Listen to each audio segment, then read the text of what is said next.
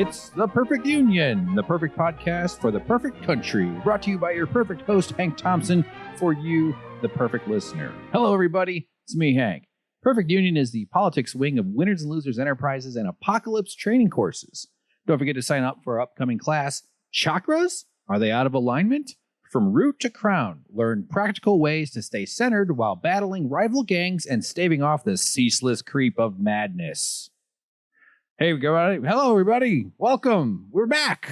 We made it back. Another one of my trademark, mysterious disappearances. No, I don't know. It's like, I think this was a 2-week difference between the last one. And every time I record, I go, all right, Hank, you got that one. You shake off the rust. Just keep at it. Keep doing it. Put them out there. Don't overthink it. And then what I do is I don't keep at it. I don't keep doing it. And then I overthink it. And everything takes on this patina of being incredibly important. And I'm always collecting clips. I'm downloading shit. And then it starts to become overwhelming and I don't get around to doing the show. And I've been out of it a lot lately. So anyway, that's it. There you go. I feel bad. Welcome to the show. How's everybody doing? How you handling the quarantine, the American nightmare? We just crossed 1 million diagnosed cases of COVID-19. I'm sure the real number is probably somewhere far north of that. What are we up to? 52, 53, 54,000 deaths. Today is Monday, the 27th of April. So by the time you're listening to this, if it's in the future, you already know the total. I'm predicting that America will have at least 4 Vietnams. I think we're going to end up with over 200,000. The number I know of as far as Vietnam deaths go is 57,000. I've seen different tallies, but it's always in around 50 or something, 57. So 57,000 dead American soldiers. A lot of, I don't know what the numbers of dead in Vietnam and Cambodia were, but it's way bigger than that. Horrible tragedy. And in just a few months, Donald Trump has managed to match Vietnam's death tally. If it's not today, it'll be tomorrow or the next day. And so it's just so insane how, okay, all right. I wasn't even planning on talking about this. Okay. This motherfucker, okay, he's been doing these press conferences every day. He can't go to his hate rallies because that would be, although honestly, I think he'll do them sooner than later. I don't know. Who knows? But those were canceled. And that's where he goes to get his fill and to do his stand-up comedy routine. He's very comfortable, just blabbing away. It's so weird. It's like if Jabba the Hutt spoke English and all these people just want to stand up there while this bizarre, broken person just flounders around but it's this give and take. He feeds off the crowd, the energy's crowd. And, it's a powerful feeling to have a crowd waiting with bated breath on everything you say. How come you only wait with bated breath? Bated breath is the only, like when you expect somebody to say something or you expect something to happen. We don't bait other things, do we? Okay, what am I, fucking Seinfeld here? These rallies, the absence of the rallies for this fucker are devastating to his emotional health. But luckily, he was able to fill him in with the daily White House press briefings where he gets to battle with journalists and do his thing and act like he's some fucking hero and he's actually committing a crime against humanity against his own people. And was enough. It was for a while. And then it kind of culminated. I don't know if that's the right term, but the end of we're going to talk a little bit about this later on in this episode here. And by the way, I'm going to try to keep this a little shorter too. I end up rambling way too long. Anybody who's followed my output knows that's kind of what I do. But he suggested that maybe we try beating the virus with poison. Have you tried poisoning yourselves? Maybe just inject some poison. Like, what the fuck? Like, disinfectant and bleach. If you know what you're supposed to do when you drink bleach, or you find somebody who's drank bleach, like a kid maybe, or some sort of impulse-addled teen, high on life, you call the poison control center. That's poison. That shit is deadly. I know it's kind of, I don't know, whatever. But after that, it came out that they were going to be not doing as many or canceling the daily White House press briefing. And so he didn't do one Saturday or Sunday and was just rage. I just having a moment of just pure rage in myself and having this fucking person being in my brain. It's offensive and upsetting that this is going to be true for the rest of my life. It's bad enough I had to see a few episodes of The Apprentice in the 90s. But so over the weekend, he was all upset, raging about ratings, and he misspelled Nobel or didn't, and then spelled it Noble with the L before the E. And then, I don't know. We're not even trying to talk about that. But they're back to doing the press briefings. Couldn't even get his fix. He had to get his fix of the attention and the cameras. So he did one today.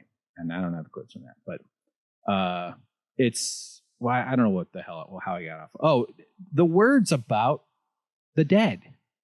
I've seen some stats showing like he's talked for 13 something hour or whatever the full number was, but in the entire full amount of time he's done these press briefings from the White House, I guess he's mentioned the dead like 4 minutes or something or whatever. First of all, who cares what the president thinks, especially this numbnuts, this idiot. But we in this country have appointed our president with this power to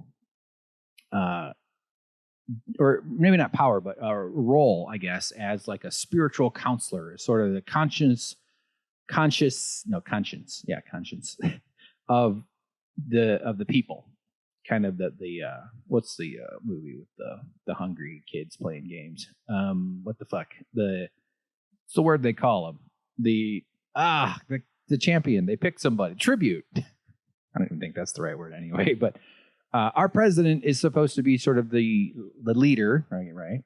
But in times of crisis, they're supposed to go console people and put their arm around some lady that they couldn't give two fucking shits about and tell her it's sad that the tornado knocked down her kid in her building and everything else, and then tell her how sad it is. And Obama was okay at that. Bush took a lot of heat for flying past Katrina during the disastrous federal response to that disaster. It made things a lot worse to clear the ground for the disaster capitalist vultures to swoop in and make the most of it, because that's what capitalism does.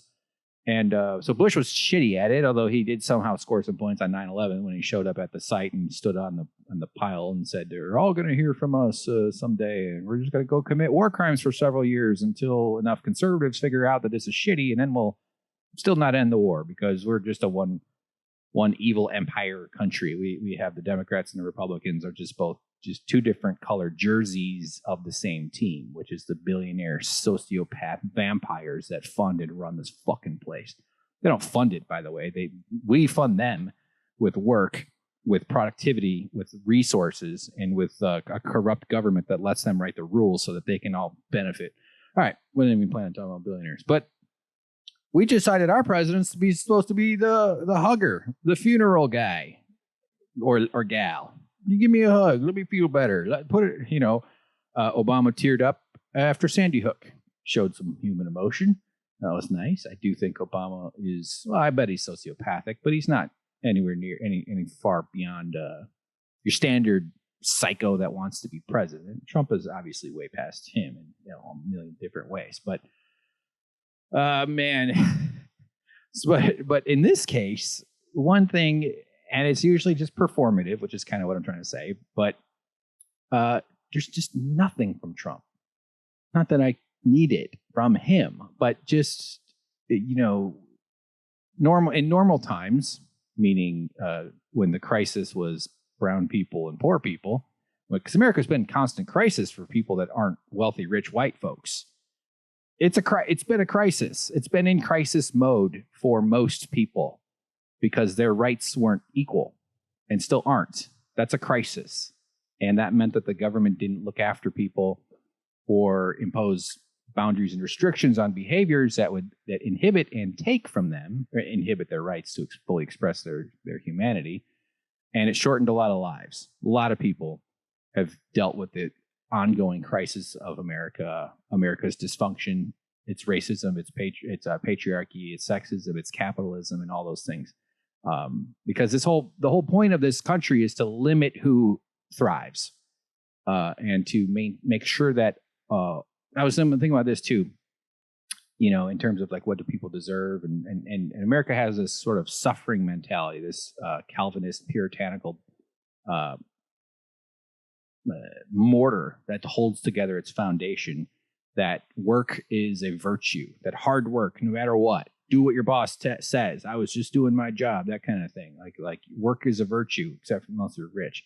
But if you don't suffer, and especially like with the safety net, the weakened, terrible American safety net that we've all have to deal with, and that is being challenged and stretched to its very brink right now, as if it's not already been shredded.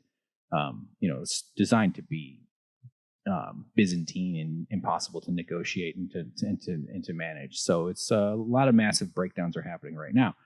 But in normal times, he'd have advisors that say, hey, Mr. President, it's going to play really well if we get you out there and give some speeches. We can set up. I mean, they have so much resources when you're a big politician, but particularly when you're the president, you have an enormous amount of apparatus around you that sets up events. And there's the strategic political people on one side, and then there's like sort of the operational people on another, and you can use them and make them work.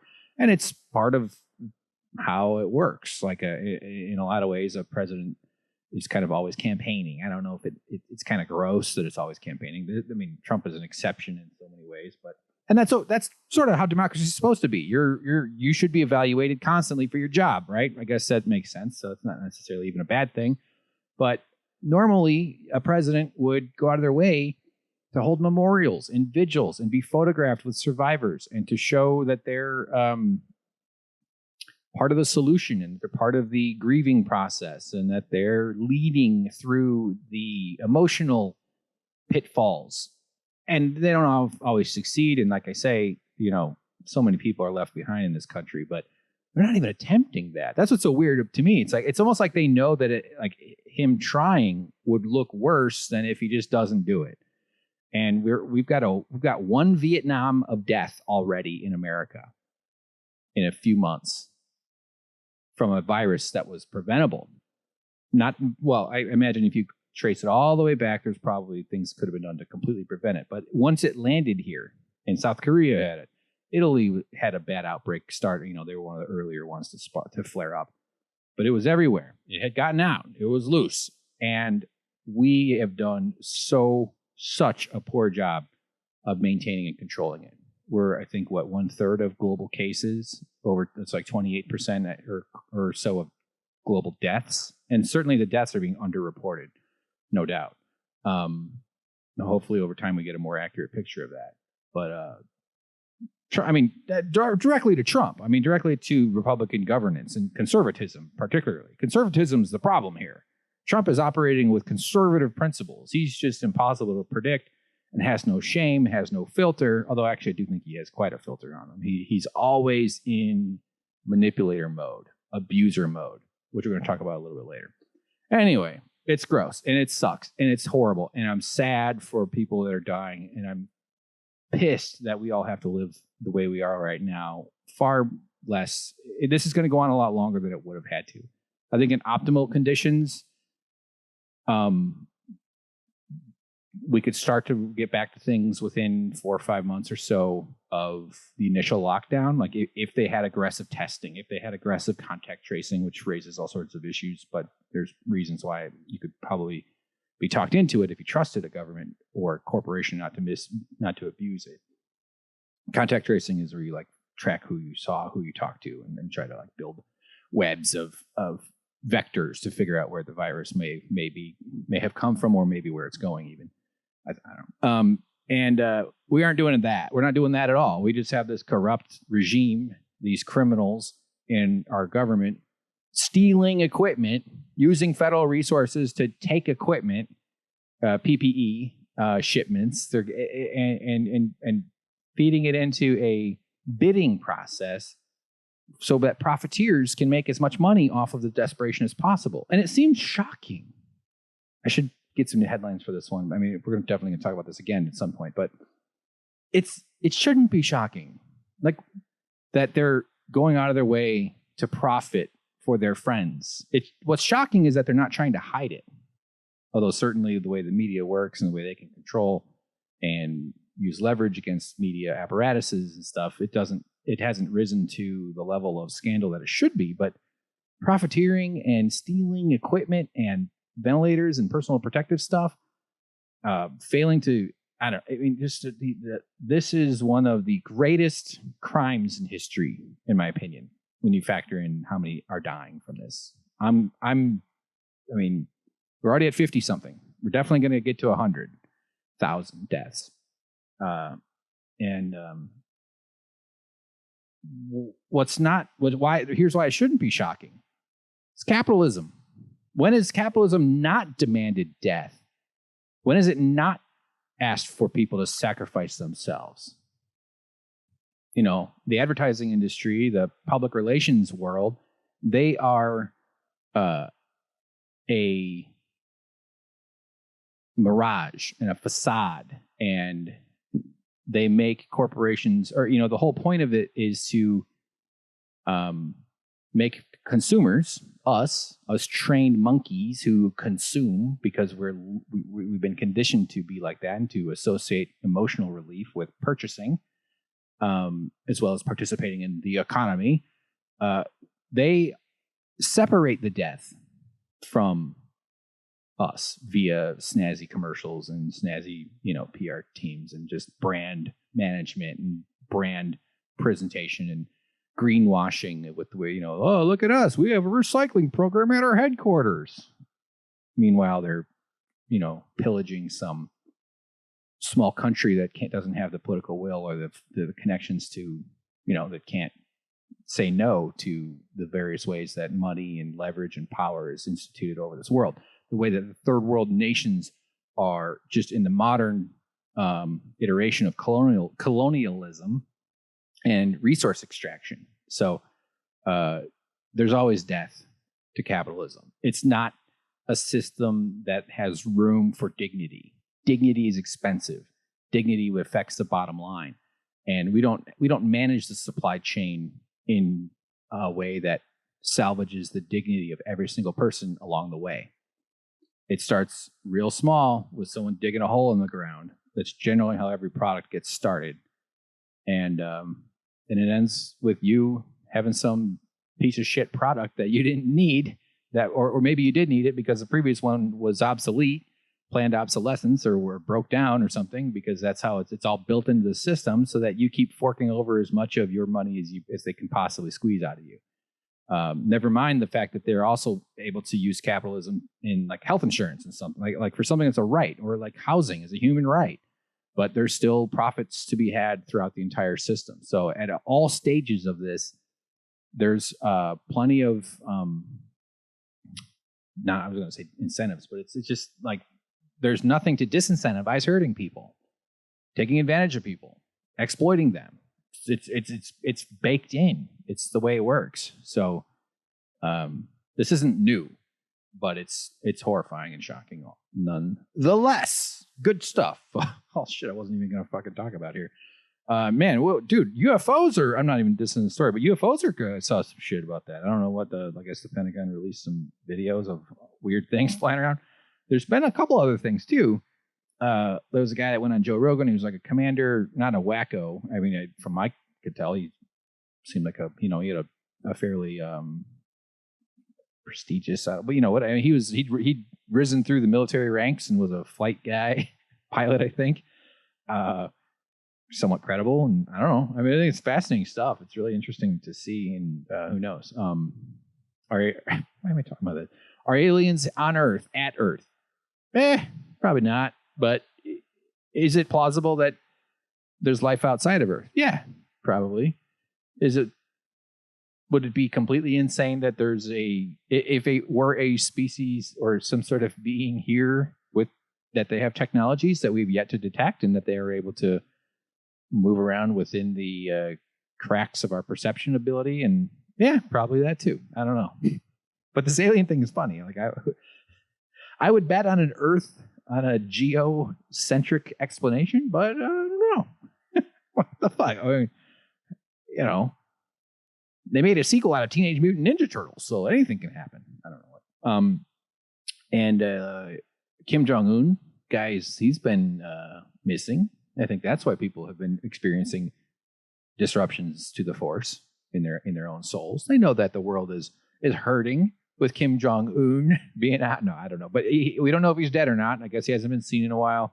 Lots of speculation. There's really no point spreading that. But, guys are probably not in the best shape. And probably needs a little booster shot. Maybe he just had a vitamin B12. Maybe he was getting his Botox done, having his lips done, getting Botox in his forehead. Oh, I don't think that guy needed to smooth any wrinkles out or anything. But, we'll see. Hopefully, if he is dead, that it doesn't just turn into madness and violence, because it's a very unstable thing there. I imagine a lot of North Koreans would, be better off if we could start a reunification process with South Korea and some kind of managed reconnection process. I doubt it. It doesn't seem like something that would happen quickly. But you never know, I guess. I don't know. So who knows? We'll keep an eye on that one here at PUHQ. All right. This is not a news story. We've got a couple things to get through, and then we're going to call it quits. But how's your hair doing? I'm enjoying the hair situation in America. I like that everybody's upset about their hair. In fact, here, let's watch this video. This is some protesters in, I want to say Michigan, but whatever. Yeah, this is Michigan.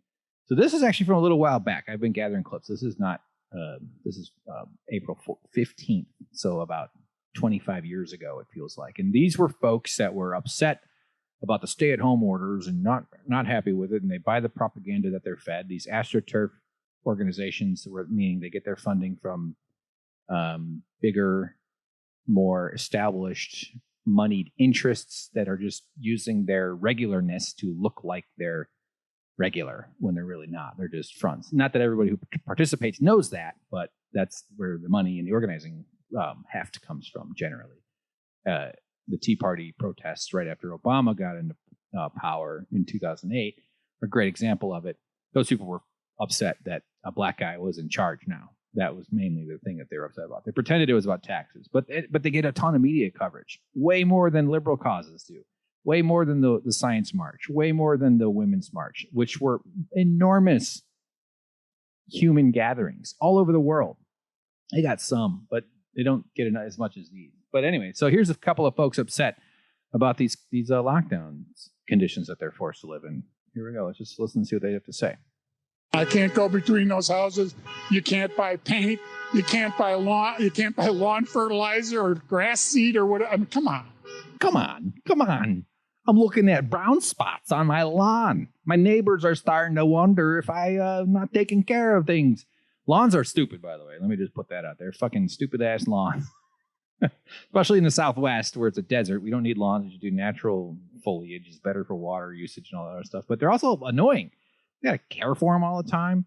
They get all... I mean, I grew up in suburban Chicago. Lawn capital of the world, okay?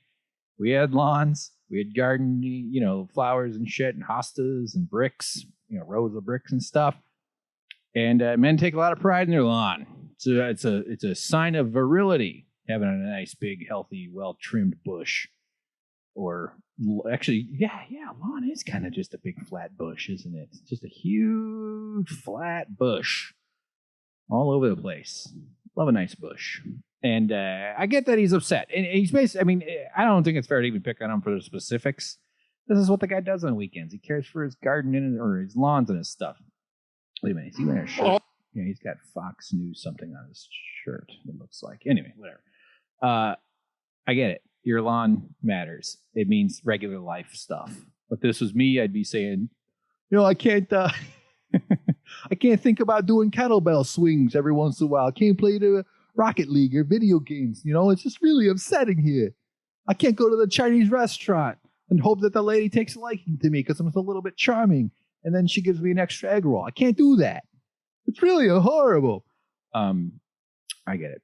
But this is the hair one. We're talking about hair. All right, here we go. Oh, statewide? Really? Really? Okay, here's the hair. And no, not knocking the lady. Hair matters.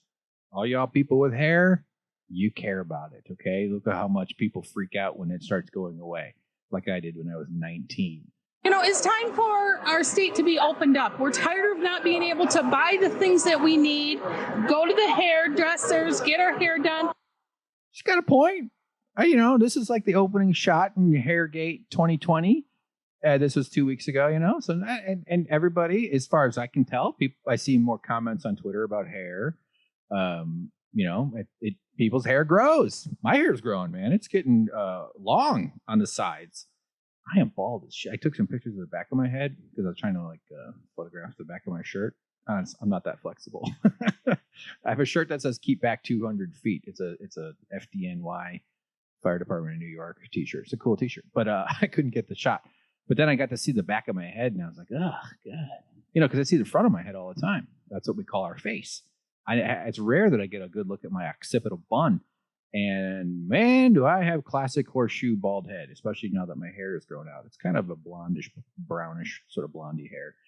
And not like yellow blonde, like it's disgusting, but just like a healthy light brown, I guess. I was very platinum blonde as a kid. And it's long enough now to be affected by gravity. Gravity is now powerfully pulling down on my hair, and it's starting to lay its sides. As long as I've had my hair, since I started, my early to mid 20s, when I went short hair and then eventually just full bald.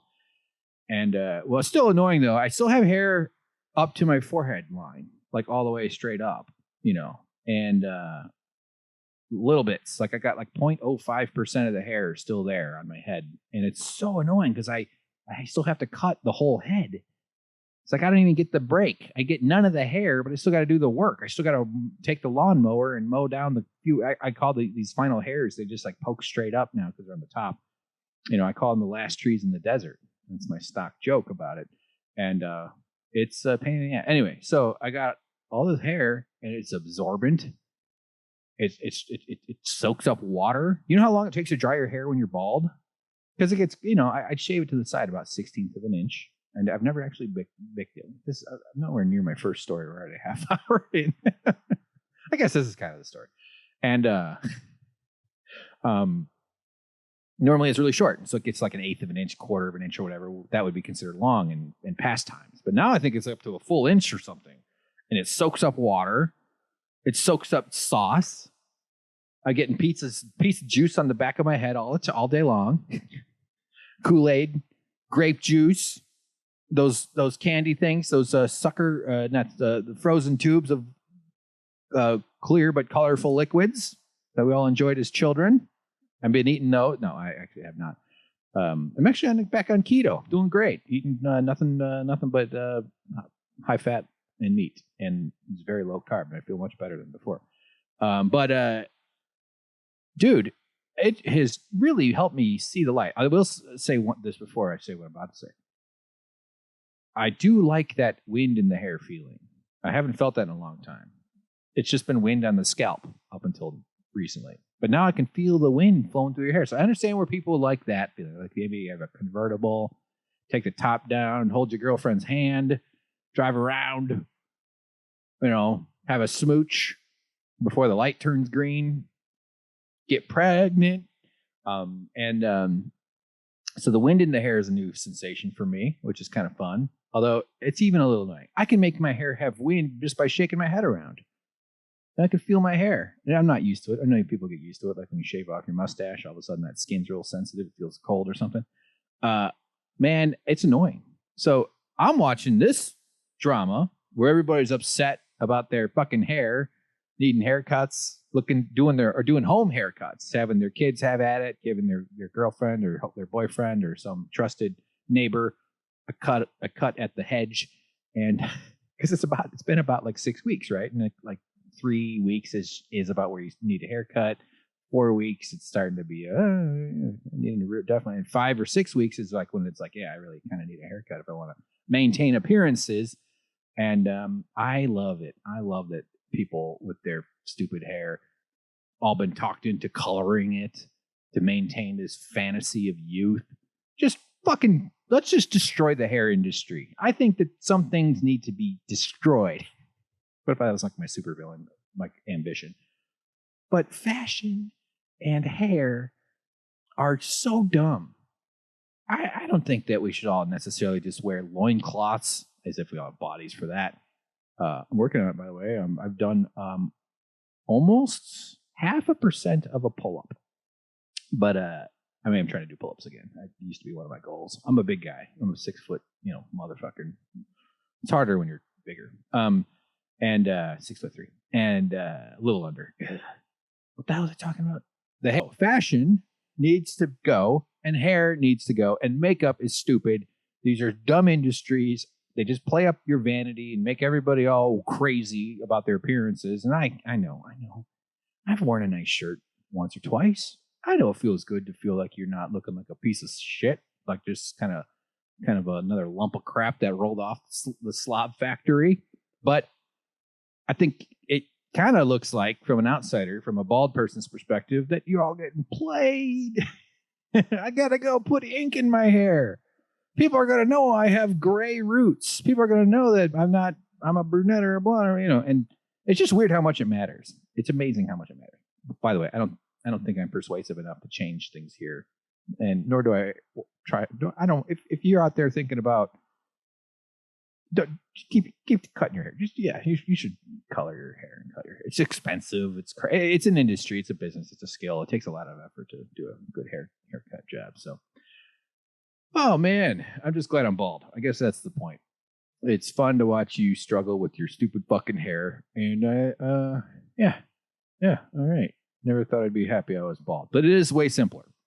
It's just in straight up like operational metrics. It's just, every once in a while I got to shave it or cut it down real short, spend $25 every 10 years on a new buzzer, and we're in business. So good times. Speaking of vanity, Zoom meetings. This is not even a story. I just did want to kind of whine about this a little bit. I've had a couple of Zoom meetings. Had my first one a few weeks back. And what's the deal with Zoom meetings? Honestly, what is the fucking deal with these things? Why? Okay, my roommate's working from home too, so he's always on Zoom meetings, and he's got an important job. He actually has like to, answer, real calls and real questions and stuff. And it's like he works really hard. Tons of respect for him. And it's not a knock on him in any way either. But I'm just saying I've been exposed to some of his Zoom meeting experience and my own. Why do people need to involve video in talking to each other now? Why? Where is this coming from? Why do we have to add pixels to audio in order to have a conversation? I don't understand. I know the technology exists. I know that a lot of workplaces have had to go home, and then they just feel like they need to be seeing each other. But beyond maybe once or twice just to see how it works, I don't understand the fucking impulse to have a Zoom meeting. Let's have a phone call. Let's talk on the phone. If I hear your voice and you're a human being, and usually you can tell by someone's voice that they're a human, I'm just going to assume that you are alive. I'm just going to assume that. I don't need any more proof than that you're alive. I don't care what people look like. I don't care what your house looks like. I don't want to look at my computer screen while we're talking. And I definitely don't give a shit if you see me while we're talking. I know I sound like a crumb bum, like a curmudgeon here. I'm the Grinch of communication, but I don't want to clean up my room, all right? I don't want to have to hire a set decorator and a lighting technician and do hair and makeup. You know how long it gets me to get my weave in my hair? It takes forever.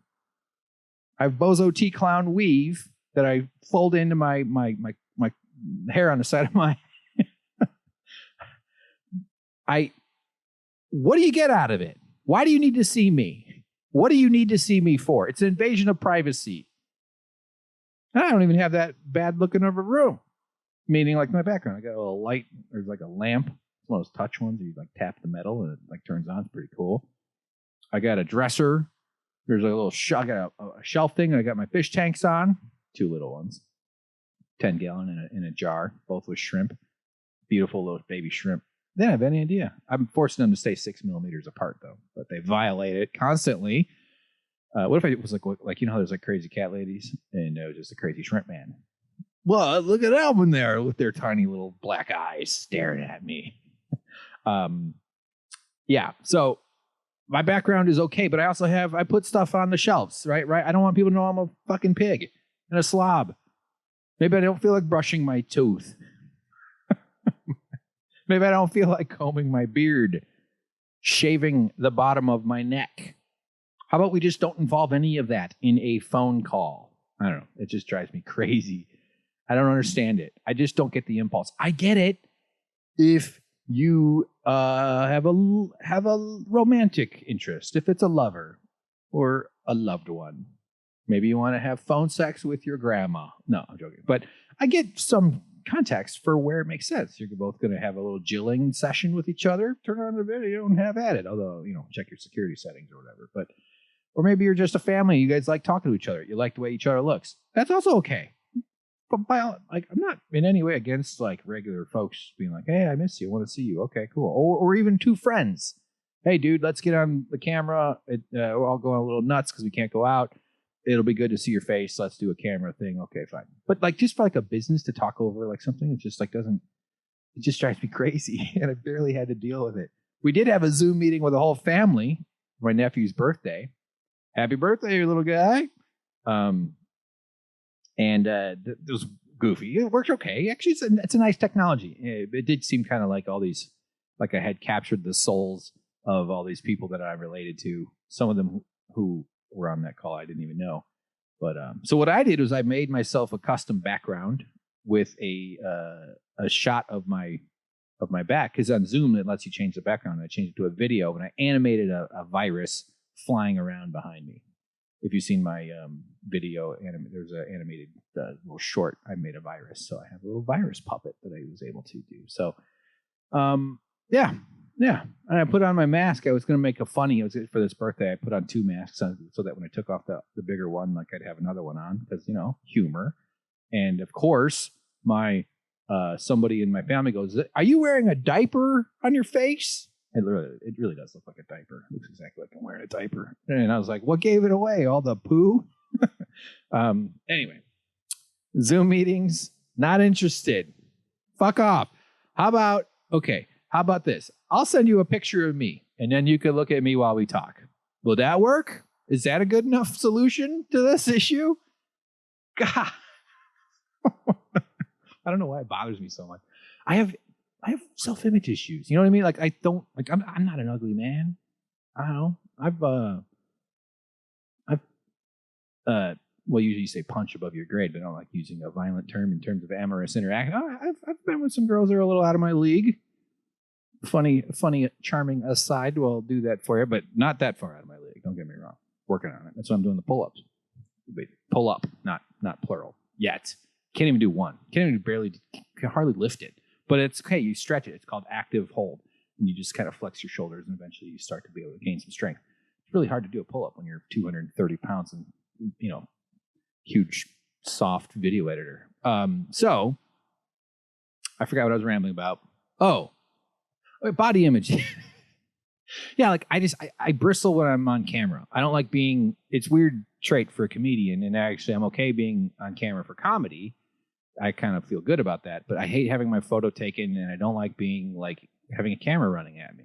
I don't like having Alexa or Ariel or what the fucking names are listening. Those listening devices. It just feels penetrative. It feels like it's like an imposition on your privacy that is strangely normalized, and I guess it's fine. I'm a bit of a nut. So, all right, good. We're 40 minutes in. I was hoping to keep this to about 45 minutes. But I got a video here. This is Dr. Phil. Honestly, no idea. I know he's saying something stupid because he's a fucking TV quack. So let's just hit play and see what he has to say.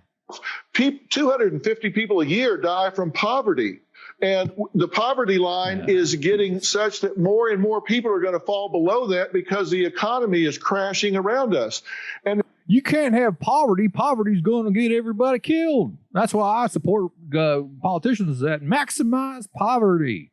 they're doing that because people are dying from the coronavirus. I get that. But look, the fact of the matter is we have people dying. 45,000 people a year die from automobile accidents, 480,000 from sick. He's reading stats. You can see his eyes glancing down. The only stat he should be reading is, thank you, Oprah. Cigarettes. Got him. Fucking got him. 360,000 a year from swimming pools, but we don't shut the country down for that. 360,000 a year from swimming pools. Is that true? Wait, did he say 360,000? There's 360,000 a year from Those are rewinding sounds. 480,000 from cigarettes, 360,000 a year from swimming pools. Swimming pools kill 360,000 a year? Well, that's something to Google later when I'm having a fever dream. I know cigarettes do kill like 500K a year, which is insane that cigarettes are legal. Why are cigarettes legal? It kills I think it's about 6 million. I remember reading an article years back. So let's say it's 6 to 7 million a year globally. In America, it's 500,000 a year.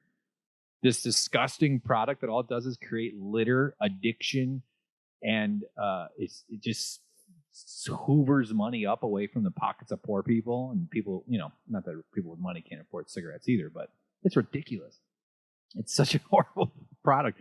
But anyway, the point is here that he is making, I do recall when this was on the tweeters, none of these are contagious. Automobile accidents are not contagious. I guess in a sense they are, if you think about it. But if you're standing around watching one, you don't just suddenly catch it. You don't catch drowning unless you're a really bad swimmer with confidence. Don't do that. Don't rescue anybody if you're a bad swimmer. Then you got 2 dead corpses.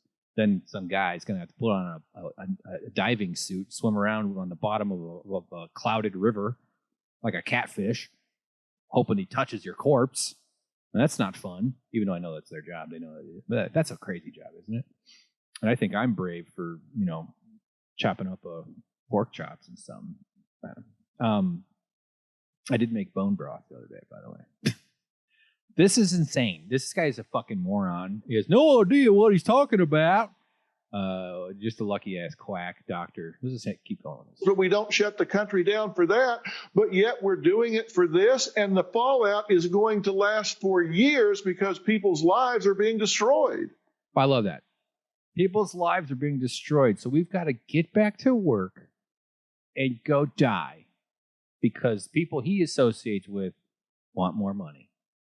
They're super wealthy, the business owners, the business class, the CEOs, the executives, the ruling class, all these motherfuckers, they're fine. They got beautiful homes. They don't have to worry about healthcare costs when they get sick. They don't have to worry about anything. I mean, they can still die from this, but they have the best chance of surviving this. And that's actually something I was sort of trying to say earlier. I lose my train of thought, as you can tell. That in this country, we have this notion that suffering is required for you to deserve anything decent. You have to have sacrificed and given things up and worked really hard. And not that people who work hard don't deserve to be rewarded for that. In fact, that's one of the crimes of capitalism is that it forces people to work incredibly hard for very little. But what's so strange to me is how this country, this world, I'd say the whole world, because the wrong people are calling the shots. The descendants of the assholes of the past, who are now our assholes, our sociopaths in charge. Those who suffer the least deserve the most, is what we have in this country.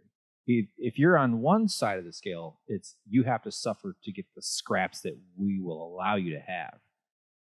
You don't like it, you can quit your job and then go be chewed to death by the unemployment tiger. That we've designed a system so hard for you to deal with that you'll just give up and not even want to participate. The fact that there's any relief at all in this country is kind of a miracle, which is part of the way the system works, is that then they design this dysfunctional, horrible system so that you're grateful when they give you the slightest bit.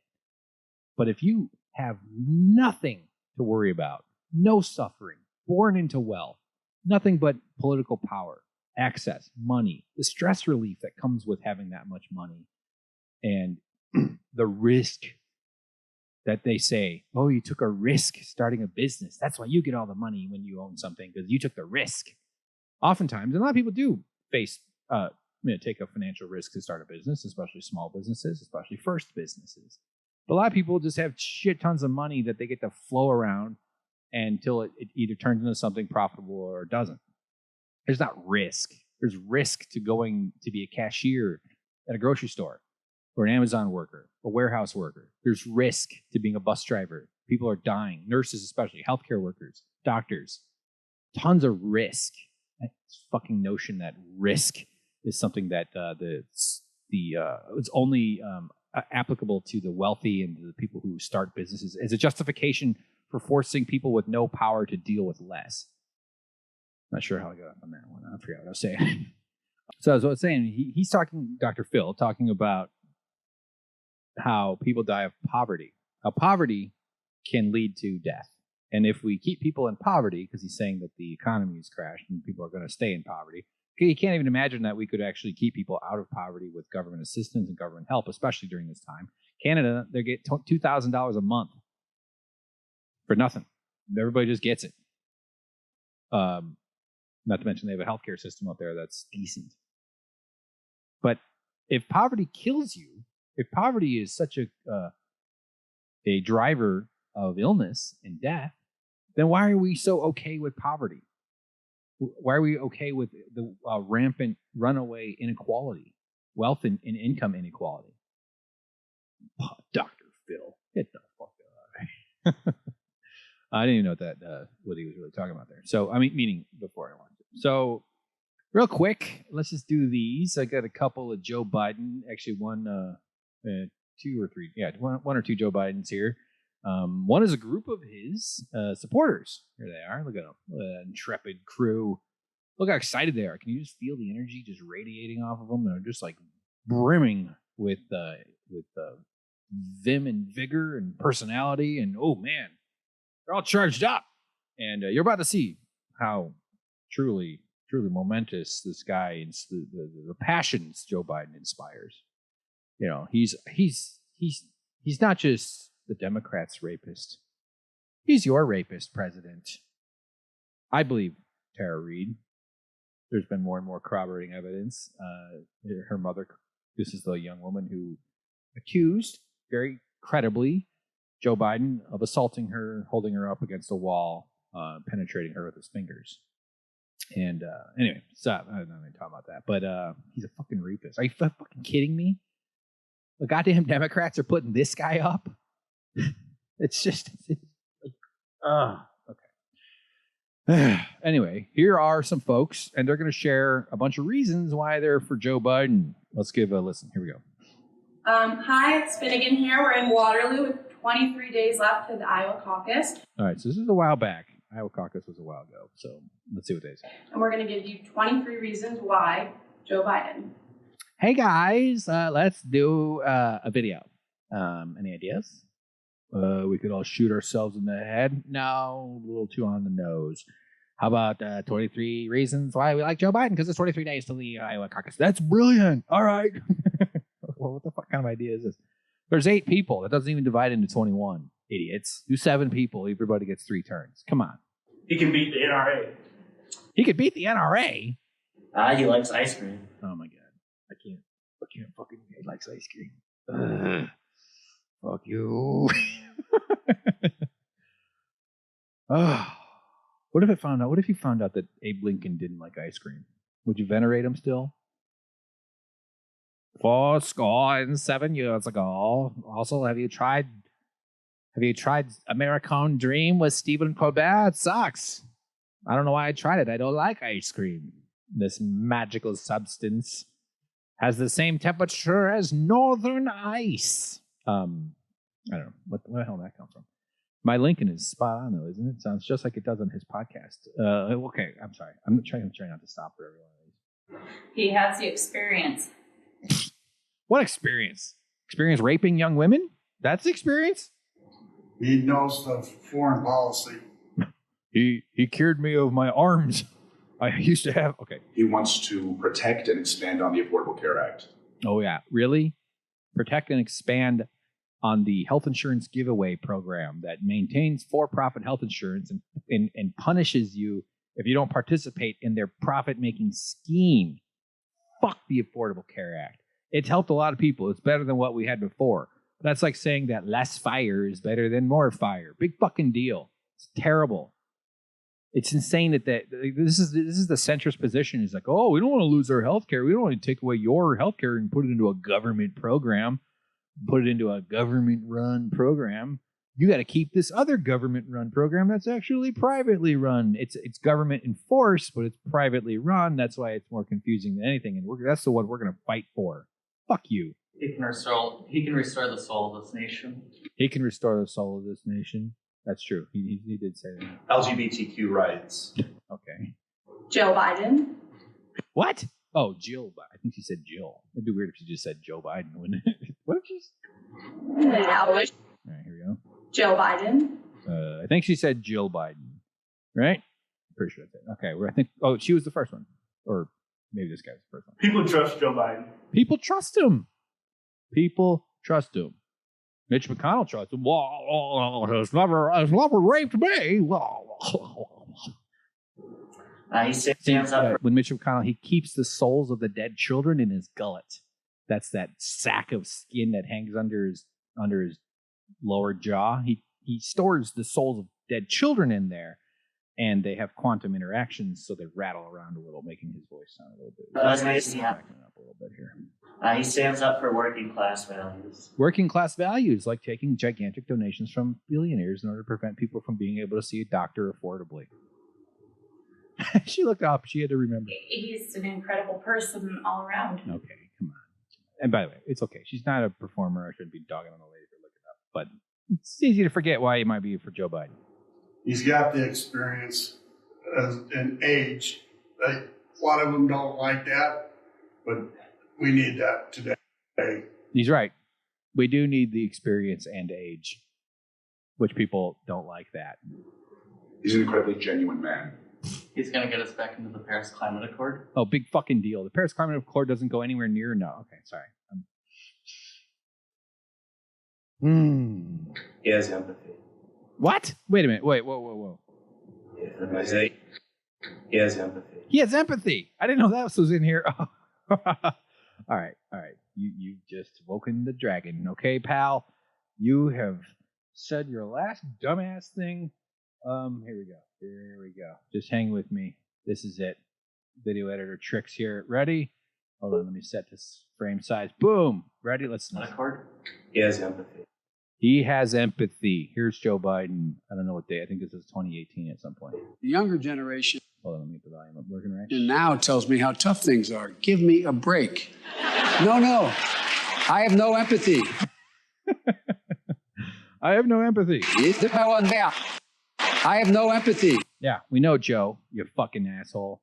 The full context of this video makes it sound worse. He's starting off by whining about how younger people are pissed. Millennials and which is basically, I'm just past the millennials. I think I'm a little outside the millennial, but spiritually and emotionally, I'm definitely a millennial, and financially for sure. But if I recall, I kind of remember when the story was out. I don't remember the full why he's being interviewed. It looks like he's got a book for sale, because that's what you do when you're a politician, is you cash in. But he's saying that people need to quit complaining because he had a tough go when he was coming up. And when they look at studies of the comparisons between like costs of college and costs of living and rent and food, the percentages of average income have gone dramatically up. So people have to spend so much more of what they make on these necessities than they did back in Joe Biden's time when he was at a comparable age. He was buying stuff like blonde leg hair bleach to make his hair blonde, because he likes to have kids rub his leg hair. As you know, you've seen that story. He was buying chains to intimidate black swimmers in the parking lot when he gets into fights. That's the corn pop story. All right? I'm trying to weave these together. You find the threads, man. This piece of shit, Joe Biden. Let's listen to the rest of the context for this. For it. Give me a break. Because here's the deal, guys. We decided we were going to change the world, and we did. We did. Oh, okay. We decided we were going to change the world. What did you change, Joe? What did we change? Listen to this shit gem that's about to come squirting out of his rectum head. We finished the civil rights movement to the first stage. The women's movement came into being. So he took credit for the civil rights movement and the women's movement of the 60s and whatever. Not that he said he did it all by himself, but like he's lumping himself in with the we. That is, we made it happen. Like young people today, they just don't get together and make it happen like we did with civil rights and women's rights. First of all, he's a fucking rapist. 2, he's made common cause in so many ways throughout his entire career with right-wing conservatives. Strom Thurmond, he gave the eulogy at Strom Thurmond's funeral, who is a well-known segregationist. Biden is a piece of shit. He had nothing to do with civil rights. I'd be very curious to see. He may have a vote here and there in support of expanding some kind of right, something like that. But I'm not buying any bullshit that he's got anything to do with civil rights or the women's movement. That is nonsense. This guy's just like, this is what I hate about Joe Biden, is that he is just another bullshitter. He is exactly the kind of person that people who chose Trump as a agent of chaos to try to disrupt Washington. Not that they're necessarily thinking that straightforward or that linearly or logically, I guess. I mean, most people who vote support Trump, whatever, we could break all that down. But Biden is the type of politician that has led us to be desperate enough, people to be desperate enough to be fed up enough because they can sniff it out. I have a higher sensitivity to bullshit. I think that's why I'm in the path of life that I'm at, where I'm trying to be like a loudmouth comedian guy talking and spewing his bullshit. But it kind of comes from I can't handle people's crap. I can't do bullshit. Like, meaning I can detect it and see it and break it apart, and I want to analyze it. It makes me curious, and I'm intrigued by the human psychology that drives bullshitting. But I don't fall for it. I'm sure I fall for some of it. You know, I like Diet Coke more than Diet Pepsi. I like Diet Gravy more than regular gravy. But I'm not immune completely. I'm a human, right? I'm susceptible to influence in all sorts of ways. But politicians are, and Joe's really good at it. He's got that great presence, and he, speaks. He's a confident speech giver, and of course his brain is melting, and his head is turning into liverwurst before our very eyes. So I'm just going to jump back real quick. Change the world, and we did. Yeah, that part. We went to change the world. Because here's the deal, guys. We decided we were going to change the world, and we did. Like, that sentence is so manipulative. We decided we were going to change the world, and we did. What he's saying is, you complainers need to stop complaining and decide to change the world. Well, that's what Bernie was, motherfucker. That's what we're trying to do. It's life or death for people. People aren't there's a lot of people will not survive a Biden administration. All right, anyway, let's get back to this video. So you can tell why these people are also excited to talk about him. He has empathy. Where the fuck does that come from?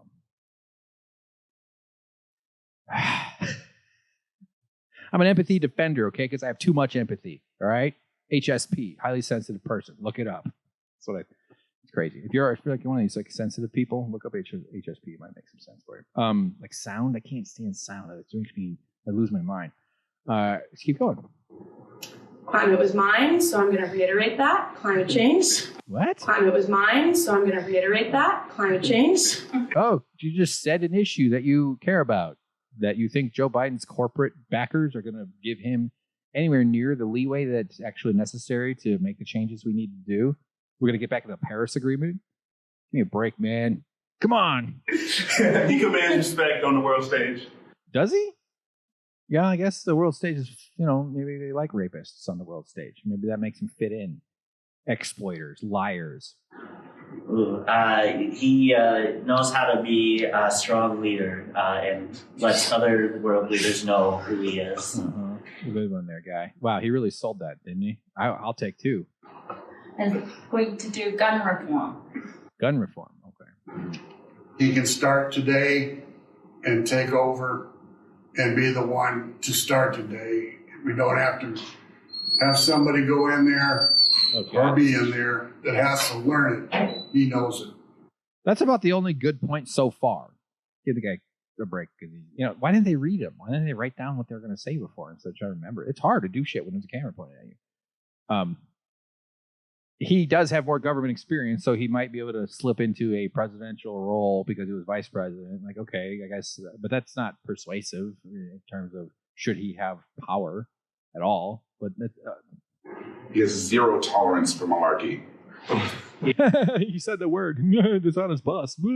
He is just a humble and genuine human being who can represent the United States to its fullest capacity. Oh my God. He does represent the United States, all the wrongs of it. He is like Trump. He's like light Trump.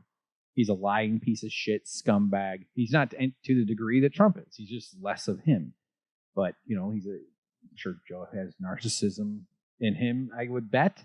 But mainly just like in the way that he engages his policies. He just says whatever he needs to say in the moment to get through the question. He claims to have accomplished things that he never had anything to do with. He denies things. So when Bernie challenged him on supporting getting rid of Social Security or not, I think we talked about it on a previous episode 1 or 2 ago. He just said, that's not true. That's a lie. He just makes stuff up. He's just a bullshitting, bloviating person who speaks as if he's never heard of Google. You can beat Trump like a drum. Like a drum. Whatever. 4 more years of Ray-Bans. He'll wear sunglasses. He likes trains. What did he say? I didn't catch that one. He likes trains. He likes Chinese. He likes trains. We're good. Joe Biden. He likes trains. We're good. Joe Biden. Stop. Okay, I don't know. It just all fell apart at that. I don't know what he said. I like Chinese food. Is that what he's saying? Yeah. All right. Well, there's Trump. There's Biden. Okay. This is ridiculous. So I got a bunch of stuff about Trump I was going to get to, but we only have time for one more thing here. We're over an hour, and I want to keep this a little more concise. I'm aiming to do 2 this week. So if I don't get the second one out, you can rightfully be upset. Anyway, this guy, James Corden, or Jim Core, as his friends like to call him. He is the host of a late night talk show, I guess, on CBS, I think. Yeah, CBS. He's like the old Letterman spot, after the primary show, I guess. I don't know why they gave this guy a show. He's got some charisma. I think he can dance, but I don't understand why he's a thing. And apparently he's a total asshole. I've seen some shit about him, like showing up to try to negotiate against writers' assistants getting paid. There's some stuff on Reddit about that during the writers' negotiations, so I'm a little suspicious of him. Also, he's got rounded corners on his collar of his shirt, of his white shirt. You can't see if you're just listening to the audio. And I'm highly suspicious of anybody who thinks it's okay to play around with anything but the tried and true triangular tipped collar. Okay, quit fucking around with the collars. All right, guys. What is this? A sci-fi show? Get out of here. It's just something rich people do because they get bored with their shit, Anyway, this is Nancy Pelosi's appearance on James Corden. So we're going to see, this is the ice cream. You probably already heard about it. I've been wanting to talk about this for a little while. And this is going to piss me off. I'm just going to start screaming and yelling about Nancy Pelosi and her fucking ice cream. So let's get into it. See how this goes. We're here with House Speaker Nancy Pelosi, and we've asked her to share something from her home for a little late show. Tell us, Nancy Pelosi, what do you have to show us from your home? No, I don't want to see the hobo hunt that you have where you do target shooting against the captured homeless. Okay, all right. Oh, look, you've got a carafe of virgin blood, which keeps your brain working. You drink an entire smoothie of raw, uncut, unprocessed, free-range virgin blood. I'm losing my British. Until Speaker Pelosi, what have you found? Okay. What are you going to share with us from your home? Chocolate. Oh, okay. All right. So the first things first, everybody's noticed this. She's got 2 refrigerators. Big ass. I think that's the Viking brand. I don't know. It's like one of these fancy rich people refrigerators. Rich people have cool stuff. They have nice things because that's why they're rich. The logic of that does not work. They like to spend their money on nice stuff. It's nice to be rich. You get to have beautiful new things that work. You get to have 2 of them. You can buy 2 refrigerators that cost $10,000, $14,000, $24,000. I don't know the numbers are. Very expensive, these refrigerators. Big, huge kitchens. I love to cook. I do want to get rich. I'd like to have enough money to have 2 sinks in my kitchen. I want a hand washing sink and like a nice big work sink where I do like most of the stuff where I chop up the pig heads and stuff. Here's Pelosi sitting in her gorgeous kitchen. Now, we don't see a ton of it, but we do see the double refrigerator side by side, separated by a microwave and probably a coffee station because there's Pete's Coffee up top. And in the middle of the biggest financial collapse in 100 years, in what's probably, I think, is going to be worse than the Great Depression. I think our leadership is worse, and a lot of factors are largely different. And the Great Depression was 1929, not started in 29. It wasn't the same as the pandemic of 1918. Actually, so I guess it's been 90 years, so let me just be accurate there. But is it really a good idea to go on a talk show with a fancy lad and share the bounty of your wealth that you've got? Now, she's not showing everything. She's not showing the pool or the hot tub or the real dartboard, okay? That's what I think rich people have. They have real dartboards. Well, I remember having a guy on a show. I talked about how my dream was to have like a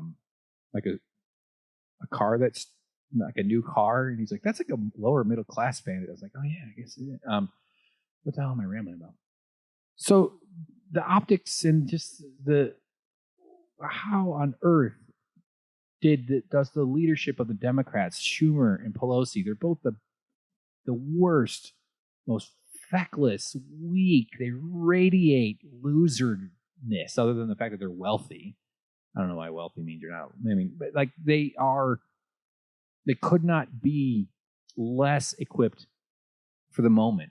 And this is a great example of that. Is that like no one around her said, "Hey, a lot of people are facing tremendous stress financially right now, and we haven't lived up to their needs." We might tell ourselves, I mean, no one's going to say this to her, but, they think they've done something, and that this pandemic, I mean, they've been in recess for weeks. They're barely working. Congress, the people who need to be at full speed to help, pass legislation to get through this. Not that there's a lot of reason to have hope with the current crop of Republicans, the current crop of Democrats working together, but they do pass things in 600 a week, although I haven't yet seen that in my unemployment, but it could be a huge benefit. There's some things to be glad for, but it's not been enough. It's not administered correctly. There's no oversight. And so many people are facing enormous despair, enormous desperation, going to food banks if they're lucky. Not to mention all the risk and the difficulty that people who are forced to, we call it essential workers, have to go to. The heroes. I'm probably going to rant and rave about the hero thing on a different episode. So it's extremely upsetting and angering that they're calling everybody heroes, because that just means you don't have to give a shit about them, because heroes don't need healthcare. I don't know. I'm going to talk about it another time. But the optics of this are horrible. Let's get into it, though. Really? Chocolate candy. Oh, she's got chocolate. Oh, wow. Look at that basket. Look at that expensive egg poking out of there. Another thing rich people have all over the place, they always have gift bags, gift boxes, gift baskets, gift bags. They're always giving each other presents. It's just what they do. Like regular folks, we give each other hand jobs for fun to let them know that we care about them. Rich people, here's a basket of candy. Here, my aunt owns a flower thing. Here's a potpourri basket. Here's a bunch of free glasses or something, like drinking glasses. Hey, here's a basket of something. It's a lot of edibles. Oh, here's a bunch of salamis. She's got this big ass basket of candy. I bet you that candy's worth millions of dollars. No, but it's probably a shit ton. It's expensive. There's no shortage of grifting companies that sell rich people stuff that looks expensive. This looks like one of those. This candy basket. Not to mention she's got a fucking Apple iPhone watch. And good on you, Nancy. Good on the chocolate basket that you're enjoying. The enormous. This is something you can get through the mail. Okay. Run out. Oh, good tip. Okay, cool. Now show me. Yeah, absolutely. This is the episode of Cribs I never knew I needed. Oh my God. This is the episode of Crips I never knew I needed. Shut the fuck up. Canned ass line. I occasionally catch. I definitely will say some canned line myself. But dude, really? Episode of Cribs with Nancy Pelosi style. I gotta hear that one more time. Yeah, absolutely. This is the episode of Cribs I never knew I needed. This is the sentence I'm saying to justify my paycheck that I don't deserve, because I'm not actually that talented. Oh boy, look at me. Yeah, I've got a Broadway show. All right, here we go. Let's keep pushing on here. All right, now we're journeying into Nancy Pelosi's nether regions, the frosty, frigid nether regions. Oh my! Look at this shit. Wow. Other people in James Corden is having a heart our attack. family go for some other flavor. So this is B-roll here. I don't know how they film all this, but we've got video of Meaning, I don't think it's Nancy holding her laptop like a camera. It's probably some lackey. She's got Jenny's expensive ice cream. These things are like $12, $14 a pint. They're not cheap. Dove. That's probably the poor people food. Now, it seems petty to be like, look at this ice cream. Look at the like. You could probably make a case like, what the fuck do you care? He's got tons of ice cream. It's also a lot. Like chocolate, and then we have some other chocolate here. She's just okay, so maybe she is holding her thing.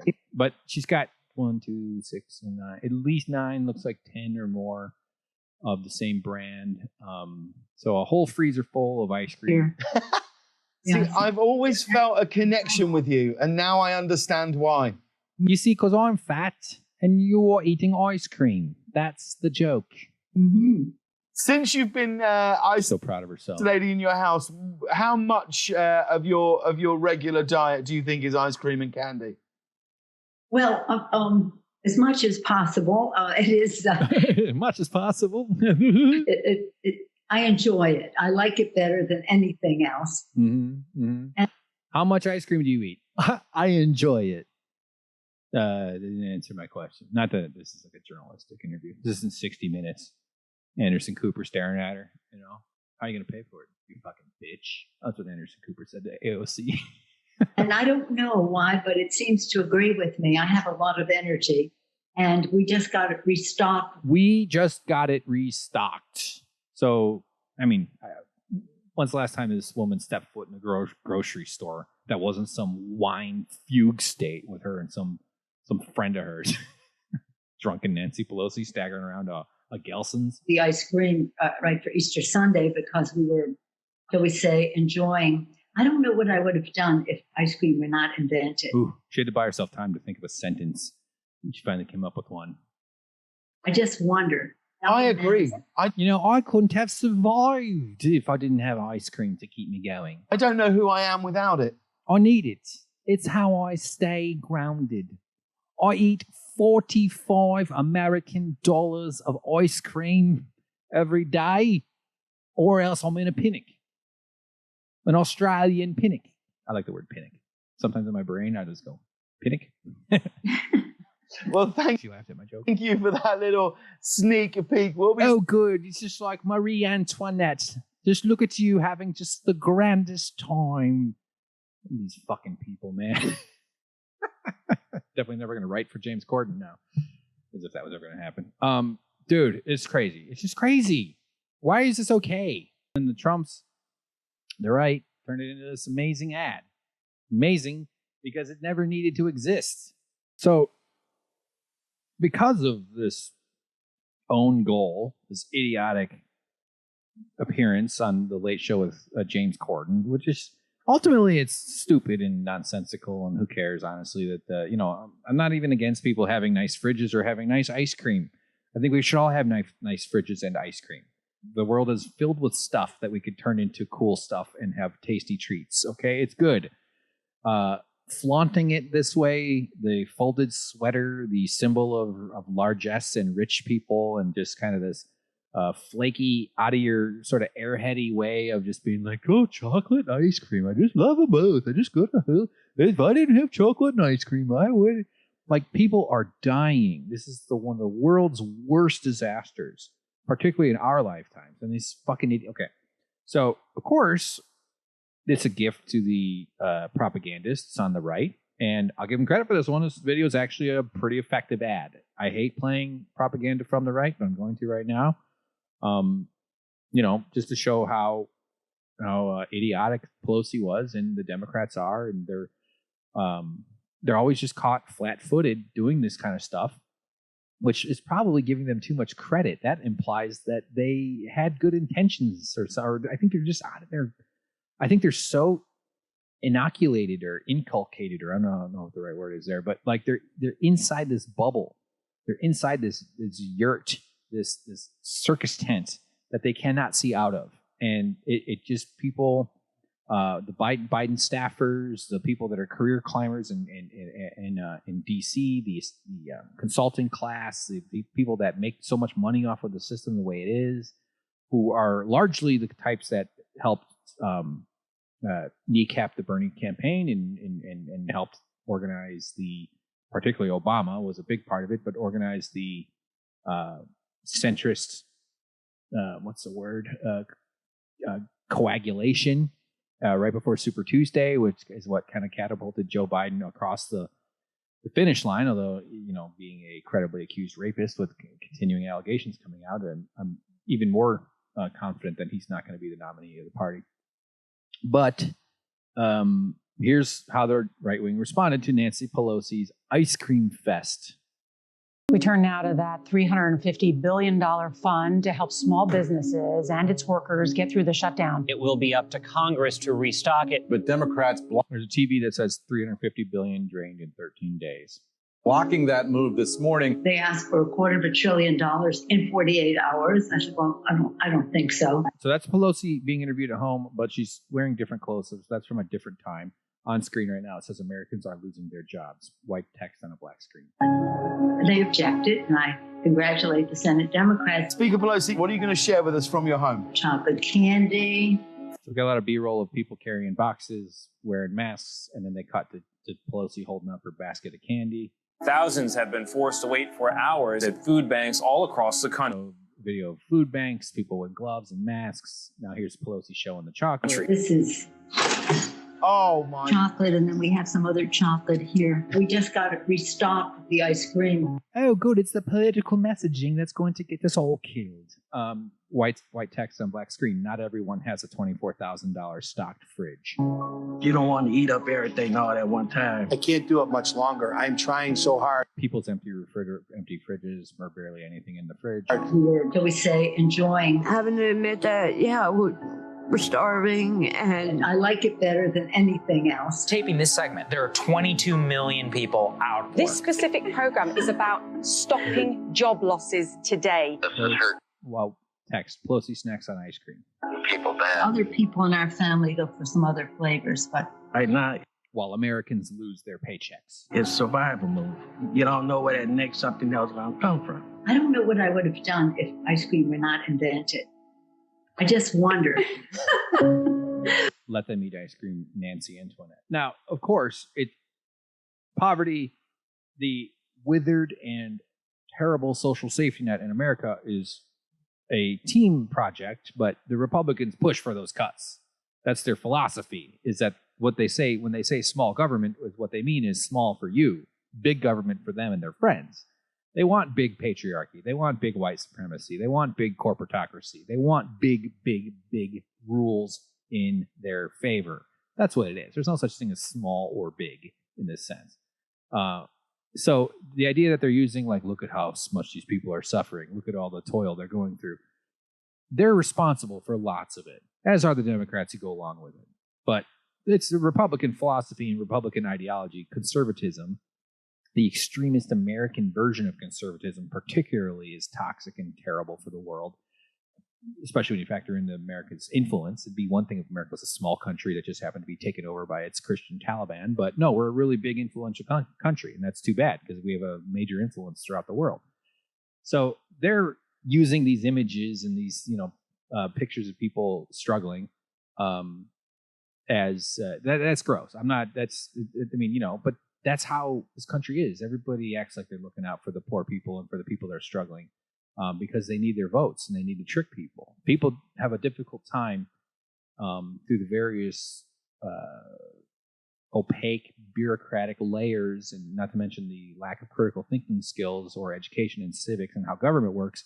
People have a difficult time connecting the source of their life struggle to the policies that lead to it, particularly if you've been indoctrinated into individualism, which teaches you that everything is either your own traits that got you where you are and your success, or if you fail, it's because you lack the character and the personality traits it takes to succeed. You didn't pull hard enough on the bootstraps. So it prevents people from asking for help, and it prevents people from having a systemic critique of how these systems work. We make individual choices within a greater system. That's why people spend billions of dollars every year to write the rules to make a system work in their favor. That's what a government's supposed to make it work in everybody's favor. That's what I'm for. But anyway, so That's always going to be the case, though. They're always going to use that stuff. They're not going to show the yachts and the Jeff Bezoses and the, incredible luxury and wealth that all the, real power players enjoy. They're going to use those types of images and contrast it directly with Nancy Pelosi giggling and chuckling with her chuckle buddy over ice cream and her beautiful kitchen and her expensive Dove bar. So it's just more political failing, mismanagement, dereliction of duty, whatever word you want to use makes sense. It's classic Nancy Pelosi. I'm surprised Chuck Schumer wasn't there. I'm surprised the camera didn't pan to him and just being like, oh, and I love eating lobsters. Lobsters are coming in. And he's like scratching his balls with a lobster tail. And he's like, look at this. This one's got an extra schmutz. Oh, this is good. Oh, God, I've got to replace my balls with scallops. I've snipped them off. Fortunately, I've got a couple of pearls here from my wife. No, we use real pearls. We're not like you poor women who have the fake pearls for your weddings. Turning in a little bit of Jackie Mason. I don't know why. Okay, good God, Hank. What the hell?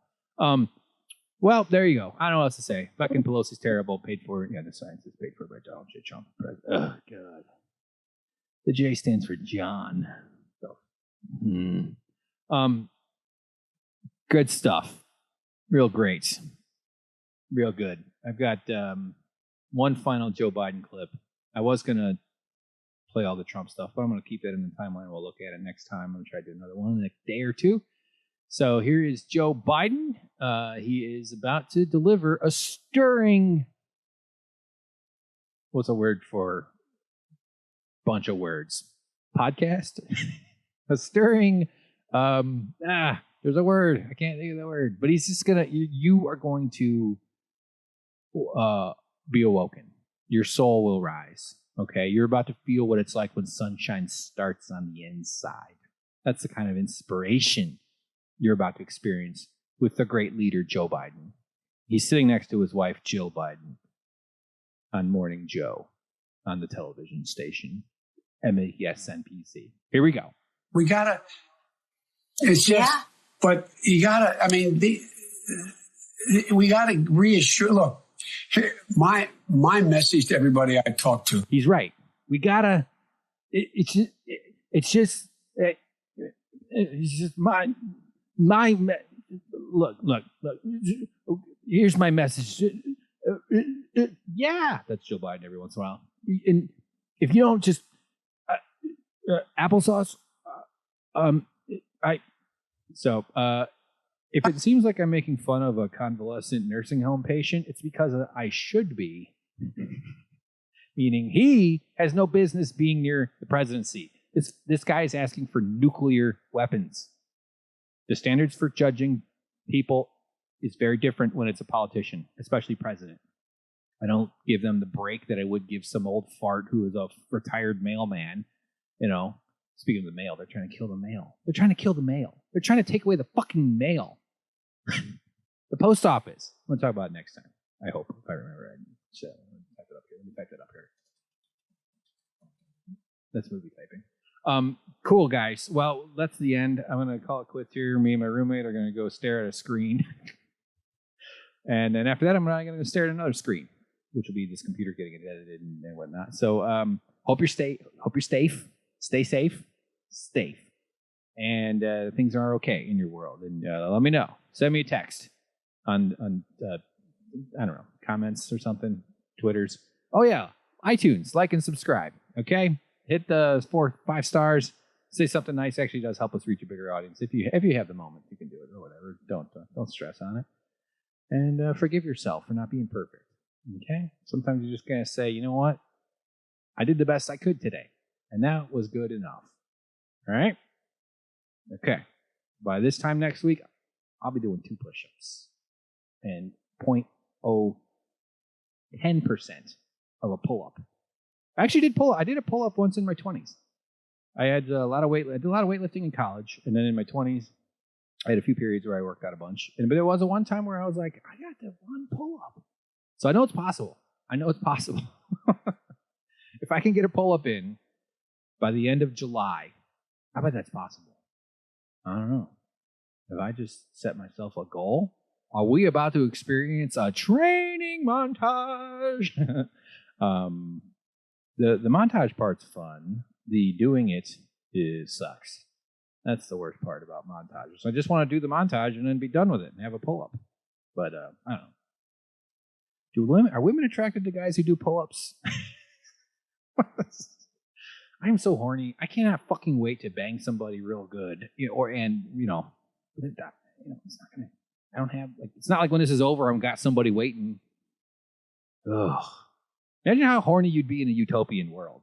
We're horny in the fucking disaster, in the nightmare. I know because I know my horniness is not alone. Everybody's horny. We all got to get it out.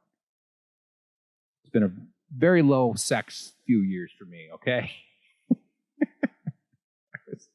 That's motivating the exercising as well as I want to feel better. It's good for your brain, your mental health, and just your overall confidence. Plus, there's some cool shirts. I have some really cool shirts. They ain't my shirts right now. They're shirts for a fat me. Meaning a skinny. Okay. Wow. I can't believe I do this on purpose and I put it on the internet. I don't know. It's bizarre. Thanks, guys. Thanks for listening. Appreciate your click and play and giving me a chance and putting up with me being a scatterbrained idiot. A little bit slow. And, if you're into Westworld, get on my Suck Professor channel on YouTube. Look up Suck Professor on YouTube. We are nearing the end. It's season 3 is almost over. My roommate, James, and I do like a review kind of podcast about it every week. So we're coming up on 8. It'll be 8 next week. So that's fun. And I'm hoping to get some guests on the show too here now that we're just pushing forward with quarantine America with abusive daddies, Trump and Biden, the battle to see who gets to bullshit and lie to us for the next 4 years. Will it be the guy that's a little less disgusting or the guy who's extremely disgusting? Which one do you want to pick?